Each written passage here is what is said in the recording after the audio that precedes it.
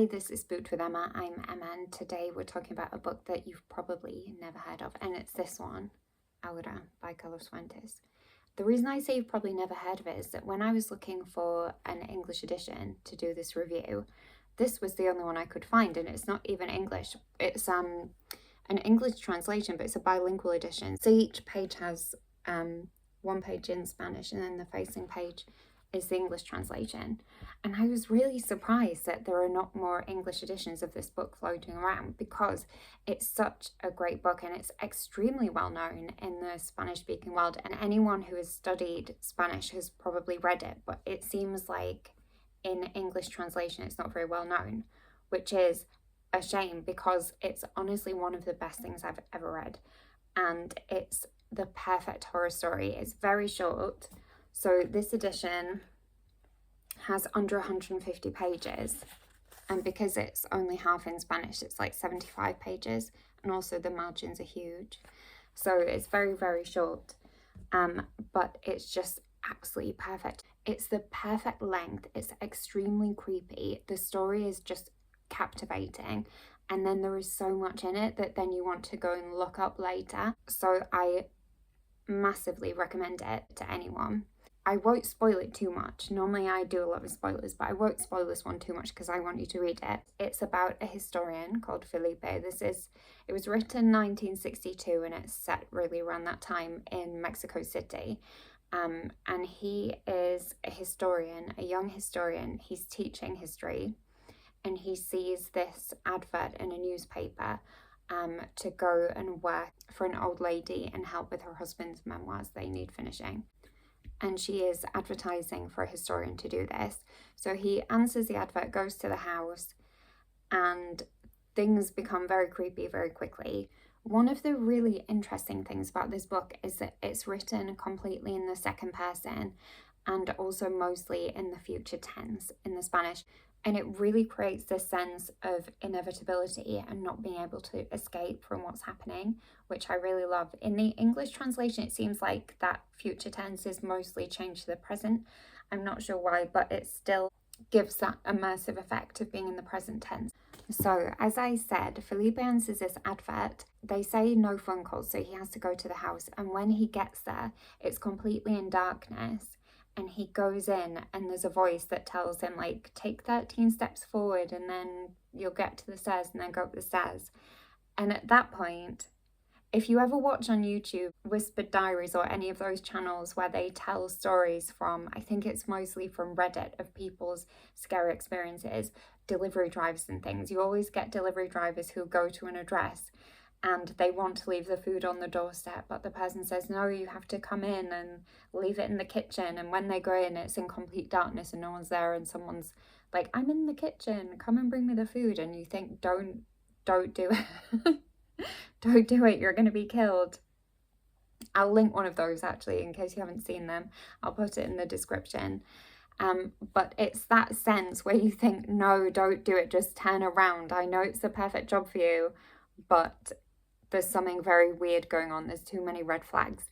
Anyway, he goes in, he ends up accepting the job, and then he says things like, maybe I can work here during the day and then I'll go back to my apartment. The old woman, Consuelo, is like, no, you have to live here the whole time. Felipe is like, okay, I'll just go and pick up some of my things. And again, she won't let him go. She's like, no, give me the key. The servant will collect your things. So once he's in there, he's very much trapped. There are a lot of red flags that something weird's going on in the house, but there is also a beautiful niece who Felipe is attracted to, and that's Aura of the title. And so he stays when he really shouldn't. There's a lot of clues that there's some kind of witchcraft going on in the house. He walks in on Consuelo doing some worship in front of some pictures, but the pictures she's worshipping in front of are like dancing demons and things that should really give him a clue. I don't know if you've read the Malleus Maleficarum, which is the witch hunter's manual from medieval times, probably not. But in that, it talks about how you can tell witches because they'll go to mass, but they will not quite say the correct words. They'll say some other words instead. And that's one of the ways that they felt that they could spot witches. So a lot of that kind of stuff, a lot of that lore around witchcraft is in this book. So they grow herbs and make kind of potions. There are cats all around, some rats, rabbits, different animals, again, very associated with witchcraft. There is a moment when Felipe goes in the kitchen and Aura is decapitating a goat to eat. And goats, again, very much associated with devil worship and witchcraft. There's a love scene between Felipe and Aura that's very much described in religious language. Just a lot of things that should lead him to be suspicious. However, despite all of these glaring red flags, Felipe overlooks them because Aura is extremely beautiful. And he becomes convinced that she's being kept captive by her aunt, the old lady, and that he needs to rescue Aura and take her away. There are a couple of quotes where you just really roll your eyes at Felipe. And Carlos Fuentes is clearly also rolling his eyes at Felipe. We can all see where he's deluding himself in a way. He says at one point, "Perhaps Aura is waiting for you to release her from the chains in which the perverse, insane old lady for some unknown reason has bound her." And then later, "And the more you think about her, the more you make her yours. Not only because of her beauty and your desire, but also because you want to set her free. You found a moral basis for your desire and you feel innocent and self-satisfied." So you can see there's a lot of satire in here as well from the author. And you just want to say, Felipe, just have some awareness of your situation and just run, just leave. But you also can't stop reading.